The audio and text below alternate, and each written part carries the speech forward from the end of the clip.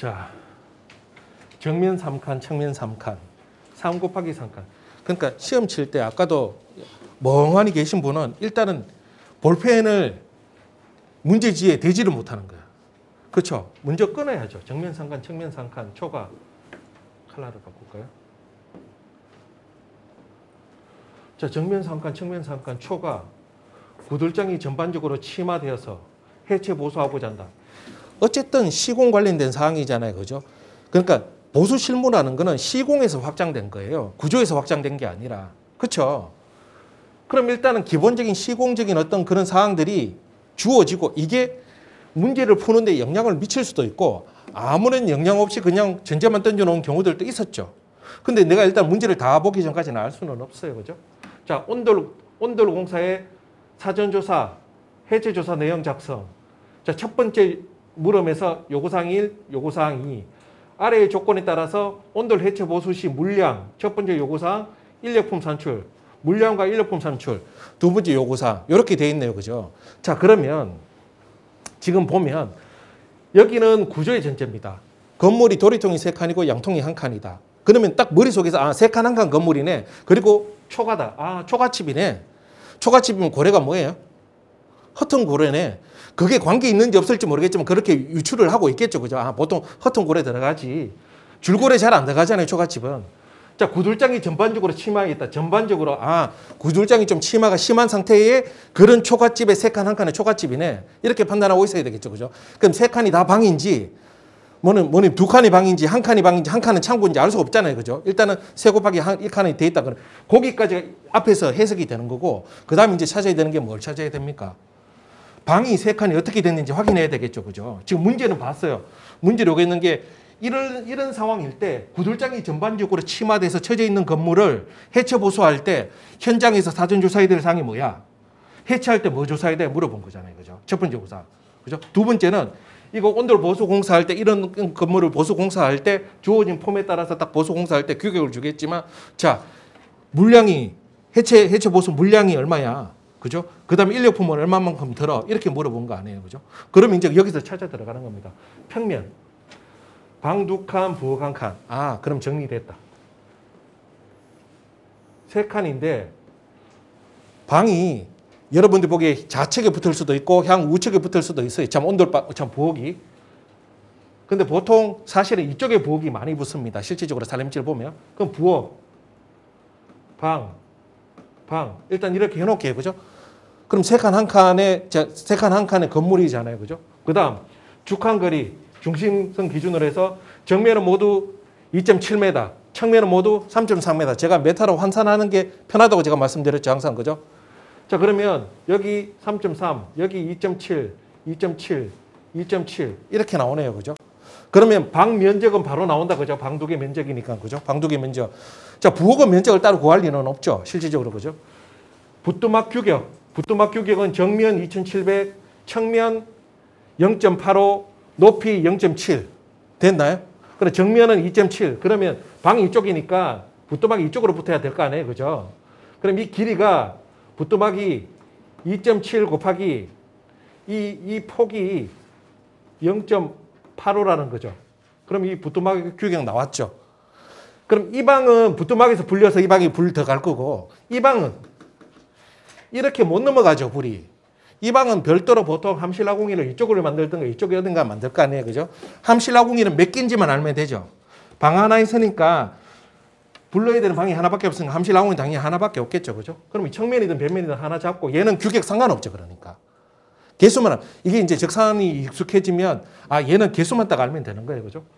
자, 그래서 아궁이 규격해서 이 아궁이 규격이라는 게 사실은 부뚜막은 부뚜막에 있는 아궁이에 대한 걸 따로 기준으로 잡지 않아요.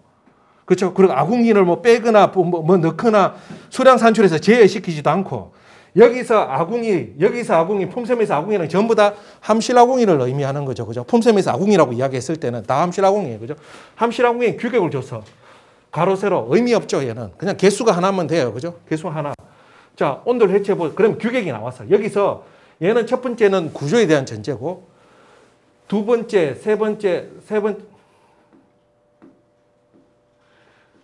아궁이까지 치수가 나왔네요. 문제를 읽으니까 취소라고 파악되죠. 그죠? 그럼 취소 나왔으니까 뭐가 딱 끝났어요? 수량 산출 기준이 정리가 됐어. 방 면적, 부뚜막 면적, 아궁이 개수. 만약에 여기 굴뚝이 있다. 뭐 만약 예를 들어서 이쪽에 뭐 굴뚝이 있다고 칠게요. 굴뚝이 붙어 있다. 그럼 굴뚝 치수도 좋겠죠. 굴뚝 높이와 가로 세로의 길이. 그죠? 그러면 높이하고 가로 세로 길이 알면 둘레 길이를 알 수 있잖아요. 둘레 면적을 알 수 있잖아요. 그리고 굴뚝을 구하면 취소 확인하고 굴뚝을 빼라 그러면 빼면 되는 거예요.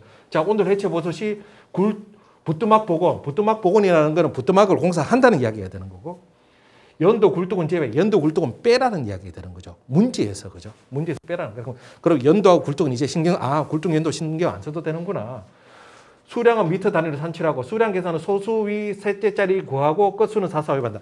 이게 약간 저도 헷갈렸고, 생각해 보니까, 자, 우리가 보통 수량 계산은 지정 소수위 1위까지 구하고, 뭐 끝수는 반올림한다. 이렇게 되면 지정 소수위가 3이면 그 이하 1이니까 4위까지 구해서 반올림해서 3위까지 쓰라는 거잖아요. 그죠? 근데 여기는 수량 계산 소수위 셋째짜리 구하고 끝수는 4, 400인데 넷째짜리까지 구해가지고 셋째짜리까지 만들라는 거예요. 셋째짜리까지 구해가지고 둘째짜리까지 정리하라는 거야. 약간 헷갈리죠? 이거는 솔직히 제가 이렇게 말씀드릴게요.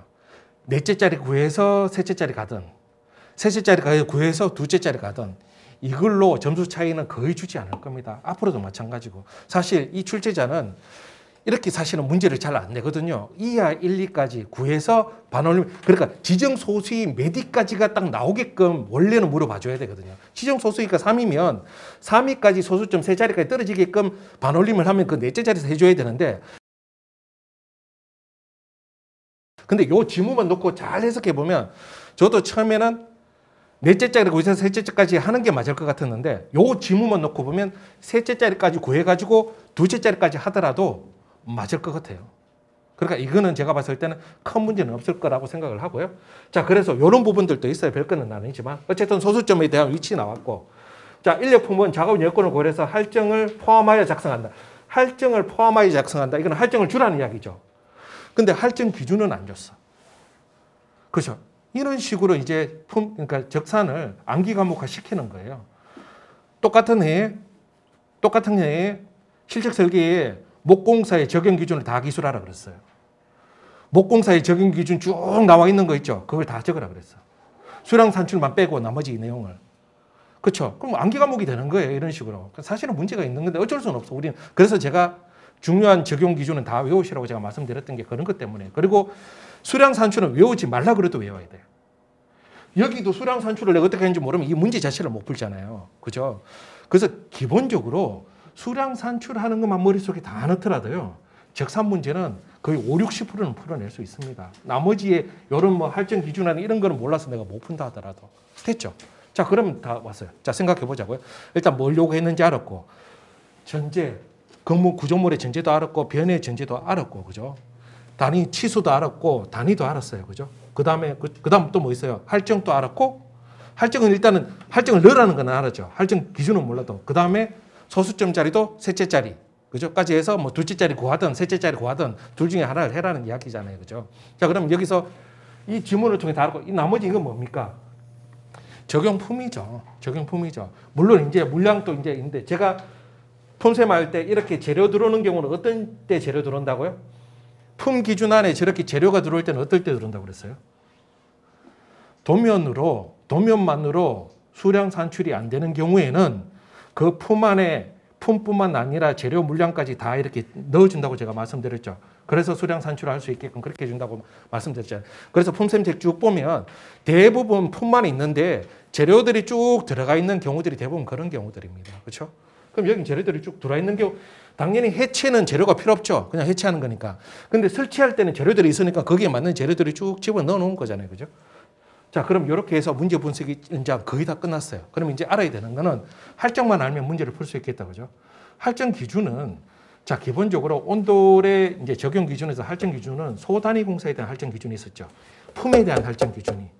그럼 온돌 공사가 20회배 이하일 때, 온돌 공사가 20회배 이하일 때 인력품이 50% 할증하거나, 안 그러면 제1장의 적용 기준의 소단위 공사, 그건 뭡니까? 건물 면적이 10회배 이하일 때 50% 할증하거나 둘 중에 하나 택일한다 돼 있죠. 그러면 자, 이 건물은 어쨌든 세 칸 해보면 10회배 이하 이상이 된다는 건 알 거고, 그죠? 계산해 보면. 그러면 자, 온돌 공사해야 되는 면적만 한번 보자고요. 온돌 공사해야 되는 면적만 한번 보자고요. 방면적, 부뚜막 면적, 얘는 개수니까. 방면적, 부뚜막 면적, 실제로 그런 온돌 공사에 적용시켜야 되는 면적이 있잖아요, 그죠? 그러면은 자, 면적의 합산은 20회배가 넘습니다. 면적의 합산은 20회배가 넘고, 물론 각각은 20회배가 안 되죠. 그래서 이게 참 실제적으로 실무에서는 있을 수 없는 일인데, 자, 이렇게 합산했을 때 이건 단일 공정, 온돌 공사라는 단일 공정이잖아요. 그럼 합산해서 보는 게 일반적이거든요. 감사에도 걸립니다. 만약에 이런 걸 할증 줘버리면. 그런데 얘는 할증을 넣으라 그랬잖아. 할증을 넣으라 그랬잖아. 그럼 어디에다가 할증 넣냐? 저는 유추하건데 이 출제자는 부뚜막에 대한 할증은 생각하지 않았을 가능성이 거의 90% 이상이라고 생각합니다. 왜? 실무에 대한 경험이 있다면 부뚜막은 단가가 굉장히 세거든요. 일반 바닥보다는 방보다는 단가가 세단 말이에요. 그러니까 거기는 할증을 잘 안 줘, 원래. 그러니까 방바닥에 대해서 그냥 할증 주라고 이런 요구를 했던 거로 저는 추정을 하는데, 근데 실질적으로 방바닥하고 그 부뚜막하고 합산됐을 때 20회배가 넘으면 거의 할증을 안 주는데 줘라고 했으니까 주자고요. 제가 그랬잖아요. 출제자가 주라고 했으니까 주는 거예요, 그냥 시험에서. 근데 자, 이때도 자, 그러면 자, 보자고요. 할증을 방바닥에 해당되는 사항들은 여기까지잖아요, 그죠? 그 다음에 여기는 아궁이니까 상관없고 부뚜막에 대한 사항도 있잖아요, 그죠? 그러면 여기와 여기를 할증을 다 줄 것인가? 아니면 여기만 할증 줄 것인가? 거기에 따라서 내용은 미묘하지만 수치가 좀 차이 나겠죠. 다 주더라도 저는 상관없을 거라고 생각하고요. 또는 방만 주더라도 상관없을 거라고. 저는 출제자의 의도는 방만에 해당될 거라고 생각을 하는데, 실제로는 할증을 적용, 오늘 모범 답안은 할증을 적용 못 시켰어요. 그래도 50점이 나와요. 자, 근데 이렇게 생각하셔야 돼요. 작년에는 우리 그전에도 그랬죠. 그전에는 정말 적산 문제에 손만 조금 갖다 대도 점수 나왔어요. 진짜. 적산 문제에 진짜 손만 조금 갖다 대도 점수 나왔어요. 정말 그랬어요. 근데 작년은 그래도 꽤 풀어야, 꽤 그럴듯하게 풀어야 점수 나왔어요. 올해는 실질적으로, 왜냐하면 이 문제는 감만 잡으면 적산 문제는 어려운 게 아니거든요. 방금 이야기한 것처럼 내가 적용해야 되는 수량 산출 기준 알고 할증 외워버렸고, 그리고 문제 분석해가지고 뭘 적용시킨 딱딱딱 알면 나머지는 산수밖에 더 있어요. 그렇잖아요. 원래부터는 상위권들이 정확하게 답을 출제자의 의도에 맞춰서 딱딱딱, 그것도 채점자가 보기 쉽게끔 딱 구성할 수 있는 그런 능력자들이 분명히 꽤 다수 나올 거라고 봐요. 그러면, 왜냐하면 그런 답안이 없을 때는 대충 써도 점수를 줬지만 그런 답안이 생겨버리면 나는 작년하고 그래도 비슷하게 썼는데, 내가 작년보다는 나는 좀 더 나은데 점수 더 안 나올 수도 있어요. 실질적으로. 왜?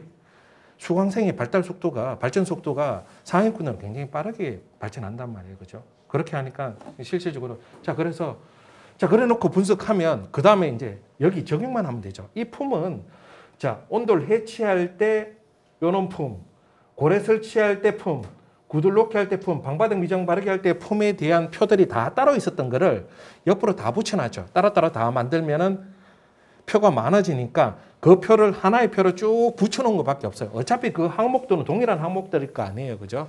그 옆에 쭉 붙여놓은 것밖에 없어요. 그러면 자, 어디까지 방바닥 적용해야 되느냐? 바닥 면적 적용해야 되느냐? 당연히 방바닥 미장 온돌까지 여기까지가 방바닥, 그 방바닥에 대한 면적 적용할 거고, 함실하고는 개수 적용할 거고, 부뚜막은 부뚜막 면적 적용하면 되잖아요. 그러면 아까도 얘기한 것처럼, 자, 방바닥은 2.7에 2.7이었죠. 그렇죠? 곱하기 2.7 더한 거에 곱하기 3.3 하면 바닥 면적 나오죠. 그렇죠? 부뚜막은 아까 하나는 2.7이었고 뭐예요? 측면은 0.85 하면 부뚜막 면적 나오죠. 면적 나온 거에 여기 그 면적으로 여기 다 적용하면 되죠. 맞죠? 그 다음에 인력품은, 자, 온돌공, 한실, 미장공, 왜 이렇게 두 개 들어가 있다고 그랬어요? 온돌공, 한실, 미장공. 온돌공이라고 또, 왜냐면 온돌공사인데 한실, 미장공은 왜 들어가 있어요? 제가 왜 그랬다고 설명드렸어요? 온돌공사는 한식 미장이 하기도 하고 온돌공이 하기도 하니까 둘 중에 누구든 이렇게 할 수 있으니까 이렇게 넣어 놓은 거예요. 그죠? 둘 다 들어가는 게 아니라. 그죠? 자, 그래서 그러면 여기까지 내용 중에 얘는 아궁이는 당연히 할증이 안 들어갈 거고. 그죠? 아궁이 한장 여기까지 방 부분에만 할증을 넣을 것인가 부뚜막까지 할증을 넣을 것인가만 판단하고 적용된 수량 적용하고 난 다음에 할증이 몇 프로예요? 50%였죠. 그죠? 소단위 공사 할증은 크다고 제가 말씀드렸잖아요. 그럼 그 구현 수치에다가 뭘 곱해주면 돼요? 1.5로 곱해주면 되잖아요. 그럼 50%가 적용되는 거죠. 자, 그럼 이렇게 생각 한번 해봅시다.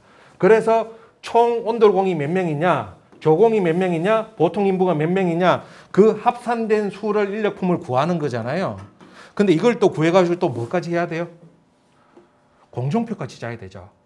공정표에도 관계가 미치죠. 그죠? 공정표에도. 그럼 예를 들어서, 자, 소규모 공사에 품에 할증을 준다는 거는,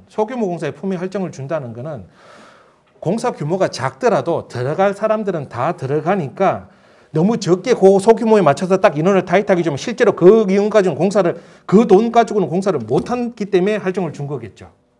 그러면 자, 날수를 계산할 때, 폼을 계산할 때는 요 각각에 대해서 할증을 포함시킨 인원을 적용하는 게 맞겠어요? 할증을 뺀 걸 적용시키는 게 맞겠어요?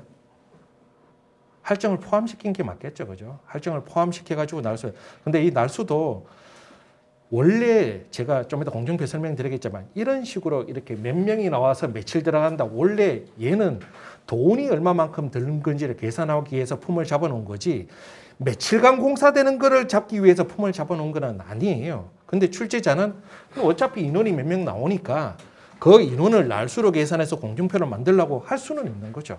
원래 그런 식으로 하는 경우는 없지만, 그죠? 그럼 그 날수에 3명 나왔으니까 3일, 4명 나왔으니까 4일. 단순하게 그렇게 해도 상관없다는 거죠. 3.5명 나오면 3.5인은 없으니까 4일 잡고 이런 식으로 해도 크게 문제가 없어지는 거죠. 그죠? 자, 그래서 디테일한 계산은 제가 따로 하지 않을 거고요. 자, 그래서 제가 표로, 이거는 여러분 시험 칠 때는 표보다는 풀어줘야 돼요. 뭐냐 그러면 제가 이거 내용은 제가 분석을 말로 분석 다 드렸고, 잠깐만요. 사전조사 내용은 조금 이따 제가 설명드릴게요. 자, 그래서 지금 자, 방 두 개,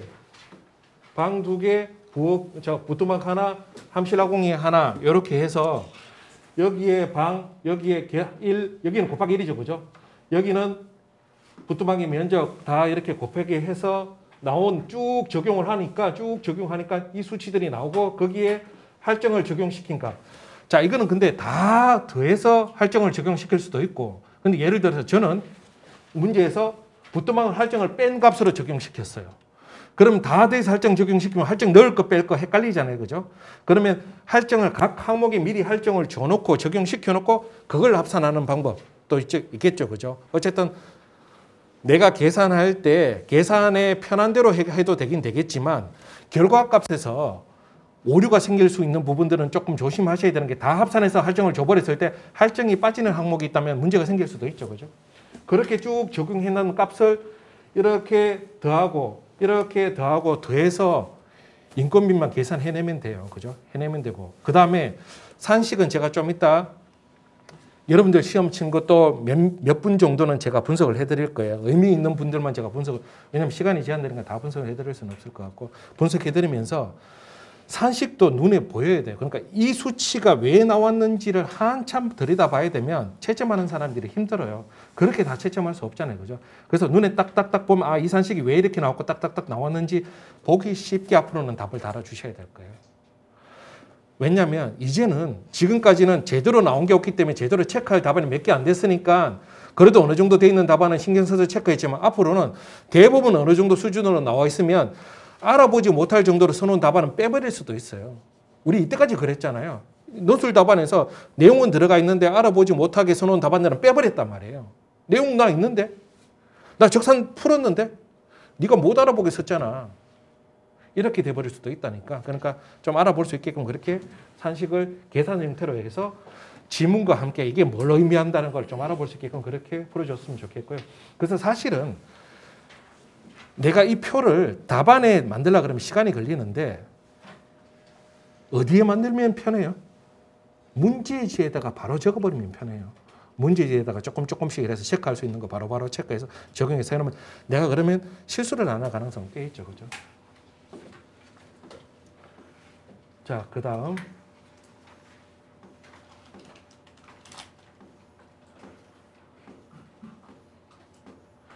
세 번째 요구사항이 하나 더 있죠. 자, 세 번째 요구사항이 위에서 산출한 인력품을 기준으로 해서 공정관리를 위한 예정 공정표를, 그러니까 공정표를 작도하라는 이야기잖아요. 그죠? 공정표 작도 요구사항이 10점이 들었어요. 횡성시 공정표의 작업 선호 관계를 확인해서 주 공정선을 표시한다. 오늘 제가 네트워크 공정, 물론 횡성시 공정에 대한 특징들도 설명드리게 자료 넣어드렸지만 네트워크 공정에 대한 내용들도 여러분들 한번 읽어보시라고 제가 넣어드렸고요. 그리고 네트워크 공정에 대해서 구체적으로 뭔가 이렇게 굉장히 어려운 건 아니에요. 제가 저번에도 제가 말씀드렸지만 유튜브에서 여러분들이 1시간만 투자하면 네트워크 공정이 어떤 거다는 그냥 쉽게 그냥 이해할 수 있게끔 이렇게 파악할 수 있어요. 그리고 그 자료 들었으니까 그거 참고하시고, 그러면 거기에 나오는 최소한 용어들 정도는 아셔야 되는 거죠. 그죠? 그럼 이 주공정선이 뭘 의미한다는 것만 알면 돼. 주공정선은 자, 공사가 시작될 때와 준공될 때까지의 지금 공사 공정별로 공사 기간들이 쭉 잡혀져 가죠. 그죠? 그러면 자, 어떤 공사는 A라는 공사가 끝나야 B라는 공사를 하고 B라는 공사를 끝나야 C라는 공사를 할 수 있는데 D라는 공사는 A, B, C와 아무 관계없이 지 혼자 할 수 있는 공사도 있죠.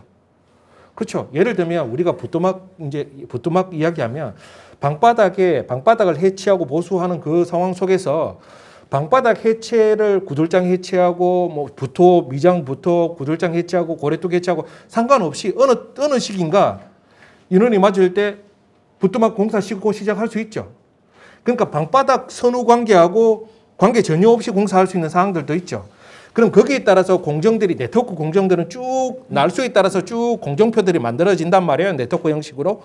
근데 그렇게 쭉 가는 공정 중에, 쭉 나열되는 공정 중에 가장 날수가 긴 공정의 선, 그러니까 가장 제일 긴 날수로 잡혀지는 공정의 선이 주공정선이 됩니다. 주공정선. 그러면 내가 어쨌든 간에 원래 그래서 이 바 공정표에는 주공정선을 넣을 수 없는 게 단점이에요. 바 공정표에는 주공정선을 넣을 수 없는 게 단점이야.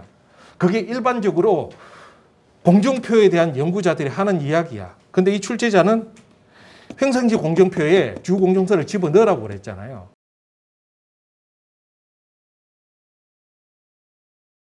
그러면 그 의도만 알고 있다면 어쨌든 이렇게 바 차트에서 그 공정이 끝나는 지점의 기간들이 있죠. 그걸 쭉 제일 길게 이어주면 되잖아. 준공 때까지, 공사 끝날 때까지. 준공이 아니라 공사가 마무리될 때까지 이어주면 되잖아요. 그런 식으로 대충 하나 섞어주면 돼. 근데 웃긴 것도 너무 웃기지만 제가 복귀된 답안이 합격생만 있는 게 아니잖아요. 불합격생 복귀 답안들도 있잖아요. 그 데이터를 갖고 쭉 분석해보면 30점대 후반에서 50점대까지 지금 답안이 나왔잖아요. 그죠?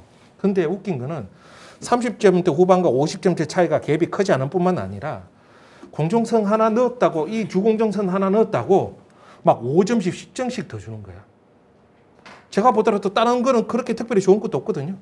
그러니까 채점하는 사람들은 굉장히 막 뭔가 복합적으로 잘 봐서 이것저것 다 했으니까 얘가 이래서 이렇게 해서 몇 점 이런 경우도 있지만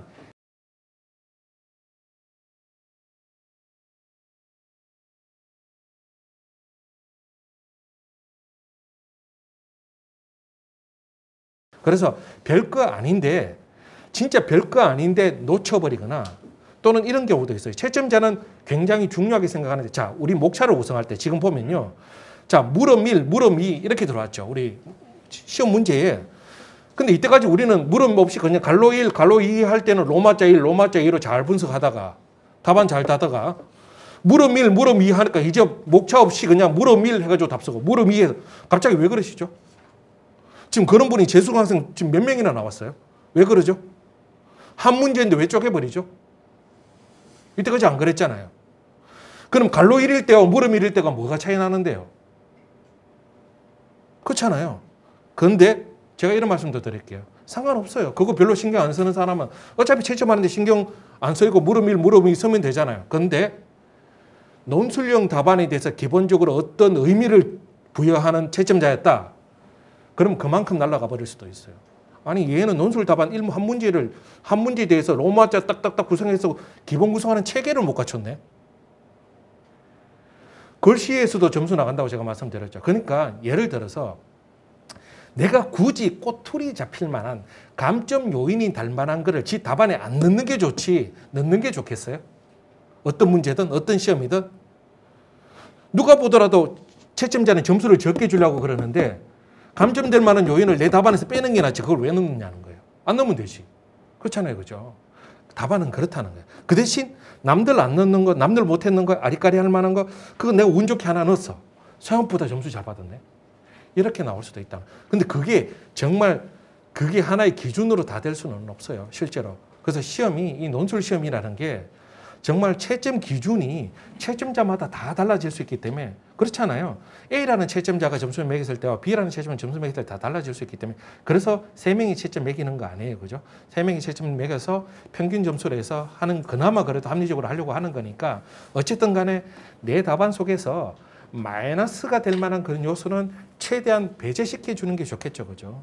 맞죠? 그죠? 그렇게 답안을 구성하는 게 맞다. 이렇게 생각하시면 좋겠습니다. 자, 그러면 행성인 공정표에서 작업 선후 관계라는 거의 맥락은 이해했어요. 그죠? 이해했고.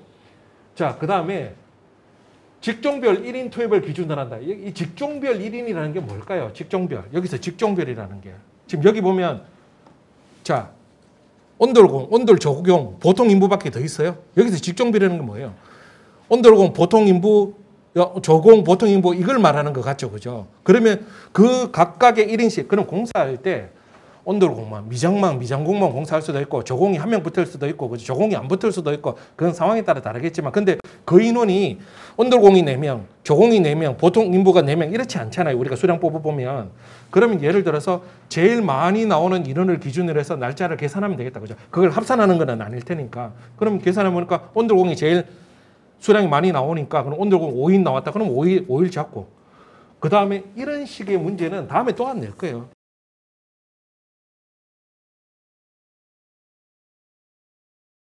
어쨌든 그 다음에 이제 또 뭐 다른 공사에서는 몇 명 그러면은 그렇게 딱딱딱 계산해서 집어넣으면 되는 거다. 이런 정도만 생각하셔도 상관없을 거라고 보여지고요.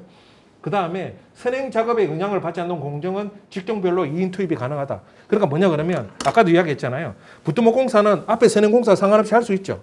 그럼 얘는 그냥 직종별로 2명씩 투입해도 상관없다. 이런 이야기가 되는 거잖아요. 그죠?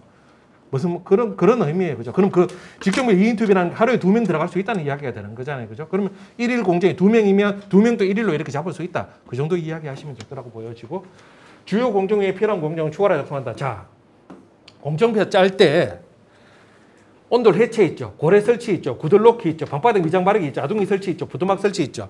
이 공정은 넣어줘야 되겠죠. 여기에 온돌 품셈에 들어와 있는 이 공정은 구하라고 나오는 이 공정은 넣어줘야 되겠죠. 기본적으로. 선후 관계를 잡아서. 그러면 온돌 해체하기 전에 뭐 해야 돼요? 온돌 해체하기 전에 뭐 자재 준비한다든가 가설은 없죠. 온돌할 때. 온돌할 때 가설해요? 자, 그 다음에 뭐 자재 준비라든가 사전 조사라든가 이런 공정이 있을 수 있죠. 자, 온돌 공사에 부뚜막까지 설치 끝났어요. 다 끝났어. 공사 끝났어. 그럼 뭐 해야 돼요? 현장 주변 정리한다든가, 그죠? 온돌 공사 끝나면 불떼기도 한번 해야 되죠. 불떼기도 하루 걸려요. 왜냐면 뭐 불러가지고 불 연기 잘 들어가는지 보고 뭐 연기 새는지 안 새는지도 보고 그게 불이 또 자연스럽게 다 꺼질 때까지 물 부어서 끄는 게 아니단 말이에요. 다 꺼질 때까지 기다려야 돼요. 그래서 그것도 불떼기도 해서 확인 한번 하고 현장 주변 정돈하고 그렇죠. 그렇게 해서 마무리하는 것들 추가해서 집어넣으면 돼요. 그 외에 나는 이런 거 외에 잘게 쪼개서 뭔가 공정을 더 넣고 싶다. 근데 그 공정에 대해서는 날수를 내가 넣을 수가 없으니까 기본 공정 외에 앞뒤 공정에 대해서 추가를 할 수 있는 거에 대한 일반적인 내용 정도만 집어넣어 주는 걸로 그게 빠지더라도 이 시험에서는 크게 상관은 없었을 거라고 보여지고 그렇게 해서 공정표를 짜는 거죠. 그죠? 자, 그럼 다시 돌아가서 첫 번째 요구사항. 온돌공사의 사전조사와 해체조사 내용. 저는 여기서도 꽤 많이 실수했다고 보고요. 뭘 그냐 그러면 자, 온도를 공사할 때 사전조사와 해체조사에 대한 내용은 자, 일반적으로 우리 조사사항이 뭐 있어요? 조사사항이 구조조사, 변이 현황조사, 변이 원인조사, 설치 방법조사 이런 것들이 있었죠. 그걸 해체하기 전에 하는 게 있고 해체하면서 하는 게 있었죠. 그래서 해체하면서 하는 게 해체조사고 해체하기 전에 하는 게 사전조사가 되는 거잖아요. 그죠? 근데 자, 일반적인 이 내온도공 사전조사에 대한 내용이 아주 일반적인 내용도 있죠. 시방선 내용도 있죠. 근데 문제는 보면 정면 상간, 측면 상간, 초과집의 구들장이 전반적으로 치마가 되어 있는 상태에서 이 상태에서 이런 건물의 온도를 공사하는데 사전조사와 해체조사를 쓰라 그랬는 거지 그냥 아무 조건 없이 온도의 사전조사와 해체조사를 쓰라는 게 아니죠. 그럼 자 이렇게 생각합시다. 온도의 사전조사, 해체조사에 대한 시방서 내용의 일반적인 내용을 썼다고 칠게요. A, B는 그 내용과 함께 적절한 도면과 함께 이런 변이에 대한 원인에 대한 현황조사들 내용을 같이 뿌렸어요. A 답안에 점수를 더 줄까요? B 답안에 점수를 더 줄까요? 자, 상식적인 선에서는 B 답안에 점수를 더 주는 게 맞겠죠. 그죠? 왜? 문제의 조건에 부합하니까. 채점자 중에 이건 시방선 내용 잘 썼으니까 잘 줬겠다 이렇게 이야기하는 사람들도 있지만 저는 그런 사람보다 문제 조건이 이렇게 되면 그 조건에 부합하는 얼마만큼 내용인지에 따라서 배점을 더 주게 돼 있거든요. 그러면 내가 그걸 모르지 않는데 그렇잖아요. 내가 이걸 모르지 않는데 그러면 온돌이 구들장이 치마돼. 구들장이 왜 치마됩니까? 내부의 습기, 고래뚝, 상부의 하중, 그렇죠? 그리고 또는 배면에서 이렇게 물이 들어차서 이게 아궁이에서 물이 들어차거나 이런 식의 또는 궤암돌에 문제가 있거나 이런 식에 의해서 주로 대부분 습기라고 제가 말씀드렸잖아요. 그죠? 고래뚝 내려앉거나 이런 식에서 내려앉는 걸 전반적으로 내려앉았다고 그랬잖아요. 앉는 거를 우리가 아니까 그러면 그러한 변이의 현황이나 전반적으로 내려앉았다고 이야기했으니까 현황에 대한 내용들을 조사하는 내용들도 그죠? 해체하면서 또는 사전에 하면서 그 한 포인트 정도 잡아는 죽는 것도 그게 문제 요구사항에 따른 답안이라는 거예요. 내가 알고 있는 어떤 질문과 상관없이 내가 알고 있는 걸 쭉 쓰는 게 아니라 물론 해체조사와 사전조사에 대한 일반적인 내용을 쭉 써놓은 답안도 나쁘지 않아요. 그 답안도 좋아. 근데 그 답안이 다른 답안하고 비교됐을 때는 나는 상대적으로 마이너스 요인이 생겨버린다는 거예요. 그래서 그런 마이너스 요인을 갖고 갈 이유가 없는 거잖아요. 그죠? 그래서 그런 부분을 생각해보자라고 이야기한 겁니다. 자, 그럼 다시 이제 전반적으로 정리해보자고요. 자, 그래서 온도를 공사해서 사전조사, 구조조사, 변이현황조사, 변이원인조사 이런 정도에서 사전조사라고 해봐야 그죠? 구조조사 정도의 간단한 내용들이죠. 그죠? 도면, 시간 나면 도면 넣고 아까도 제가 시험 칠 때 보니까 도면을 넣는다고 시간을 엄청 소비하고 계세요.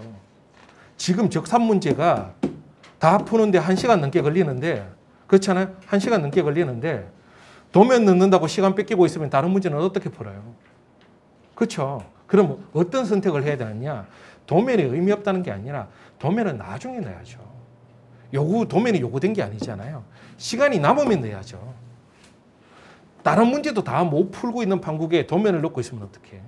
그러니까 이런 것들이 답안을 풀어가는 연습 훈련 방법이라는 거예요. 그래서 제가 처음부터 풀어가야 될 게 있고 처음부터 비워가야 될 것들이 있다고 분명히 제가 말씀드렸잖아요. 그죠?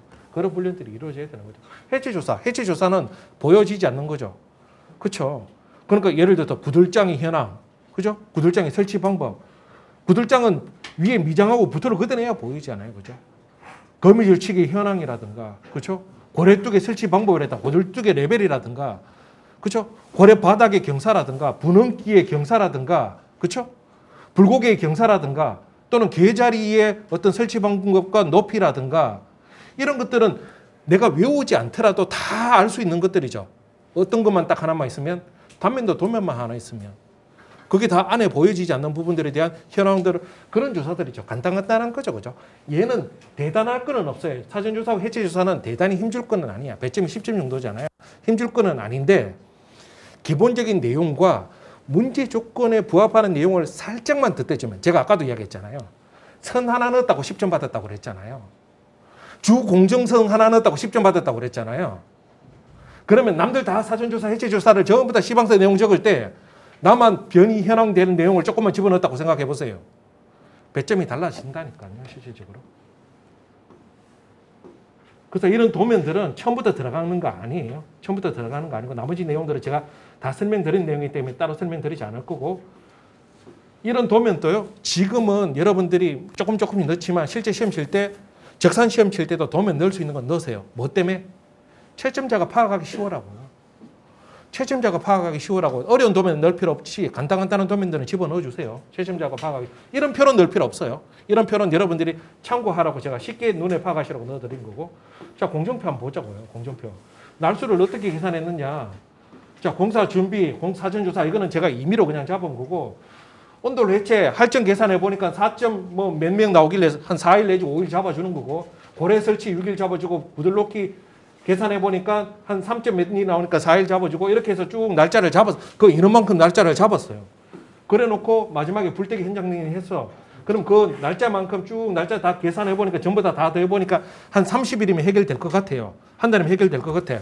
그럼 날짜를 3일 단위로 끊어도 되고 5일 단위도 끊어도 근데 한 달인데 5일 단위로 끊으면 너무 많이 끊어지니까 한 3일 정도 단위로 끊어도 돼요. 끊어놓고 거기에 맞춰서 공사 준비, 사전조사, 온도를 해체, 고래 설치 쭉 해가지고 지금 아까 있는 것처럼 쭉 나열해 놓고 그 날짜에 해당하는 만큼만 딱딱딱 연결해 가는데 선후 공정이 맞물려 있는 거 있죠. 뭐냐 그러면 해체하기 전에 사전조사해야 되죠. 해체해놓고 사전조사하는 건 없잖아요. 그럼 해체 다음에 사전조사가 가야 돼요. 근데 해체하고 난 다음에 하루 이틀 쉬었다가 사전조사해도 돼요? 안 돼요? 잠깐만요. 사전조사하고 난 다음에 하루 이틀 쉬었다가 해체해도 돼요? 안 돼요? 상관없죠. 공기라는 게 있다는 거잖아요. 얘는 공기는 안 주어졌잖아요. 그러니까 그 대신 그냥 공정표는 최대한 따닥따닥 붙여서 만들어준 거예요. 그죠? 그런 건 상관없어요. 그래 놓고 자 이런 거 봐보세요. 자 아궁이 설치, 부뚜막 설치는 온돌 해체, 고래 설치, 구들넣기, 방바닥 미장 바르기는 딱딱딱 그 공정이 끝나야 그 다음 공정이 연결되는 거죠. 근데 아까도 얘기한 것처럼 부뚜막 설치, 아궁이 설치는 이 앞에 방바닥 미장 바르기하고 아무 관계없이 공사할 수 있죠. 선행공사의 영향을 받지 않는다는 거잖아요. 그럼 내가 봤을 때 적당한 시기에 이 공사의 날짜만큼만 집어넣어주면 돼요. 맞죠? 그러니까 얘 끝나고 해도 되고 맞죠? 얘 끝나고 해도 방바닥 미장 바르기 난 다음에 해도 되고 아니면 방바닥 미장 바르기 전에 해도 되고 그렇죠. 내가 그 공사가 어떻게 되는지만 알면 그 안에 날짜를 집어넣으면 돼. 그 대신 자 그렇게 해서 공사 끝날 때까지 공사를 완료 시즌까지 딱 가보니까 제일 길게 날짜를 최대한 길게 연결해 보니까 이렇게 연결이 되더라는 거예요. 날짜를. 얘도 굳이 선을 만들자니까 이렇게 연결되더라는 거예요. 그리고 난 다음에 이렇게 이 선을 넣었으면 이게 CP라고 넣든 주 공정선이라고 넣든 딱 이렇게 체크를 해줘야 되겠죠. 그죠? 그냥 점수만 넣는 게 아니라 그죠? 어려운 거는 아니었는데 사실은 부담스러울 수 있어요. 저라도 시험장에서 처음에 맞닥뜨렸고 정말 일반적이지 않는 굉장히 이상한 방식으로 문제를 낸 거예요. 맞아요. 이상한 방식으로 문제를 냈는데 그래서 제가 뭘 이야기했냐면 순간적으로 시험 칠 때 판단력이 선 하나 집어넣으면 되겠다고 판단했으면 그냥 선을 그때 선 넣은 사람은 다 이런 식으로 대충 선을 넣을 수밖에 없었잖아요. 이거보다 원래 들어가지도 않는 선이니까. 그래서 선 하나 정도만 넣는 것만으로도 선을 하나 넣을까? 이런 판단을 해서 내가 모르니까 그냥 빼버리자 선은. 이렇게 판단하는 것보다는 선을 하나 넣는 걸로 선택하는 게 훨씬 더 좋다는 거예요. 실수를 하더라도. 앞으로 시험에서도 다른 상황에서도 비슷한 상황이 발생할 수 있다는 겁니다. 그죠? 그러니까 이런 부분에 대한 판단력이 굉장히 중요하다. 이렇게 생각하셨으면 좋겠고요.